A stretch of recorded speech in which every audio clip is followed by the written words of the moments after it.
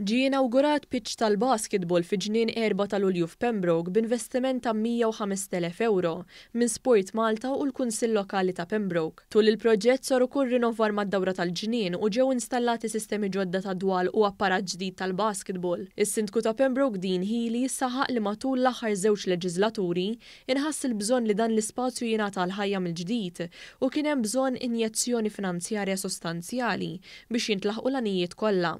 Xewqa tal-Kunsill kienet li dan l-ispazju pubbliku jiġi preservat għall-użu ħieles tal-pubbliku. Il-kap eżekuttiv ta' Sport Malta Marku Tajjar qal li din se tibqa' taħdem biex it-tfal u żgħażagħ ikunu jistgħu jagħmlu l-attività fiżika fil-pubbliku u għalhekk investew 600,000 euro biex ma' diversi kunsilli lokali jiġu identifikati spazji miftuħa għall-isport. Sport Malta, s-Segretarjat Parlamentari għall-Isport, ra li identifika arji vojta jew inkella playing fields differenti sabiex jupgrade'hom u għalhekk inkunu qed inkattru kultura sportiva iktar biex iktar tfal u żgħażagħ jużaw l-isport. Is-Segretarju Parlamentari Clifton Grima saħaq li b'dan l-investiment bosta se jgawdu minn dan l-ispazju li kien mitlu għal snin sħaħ.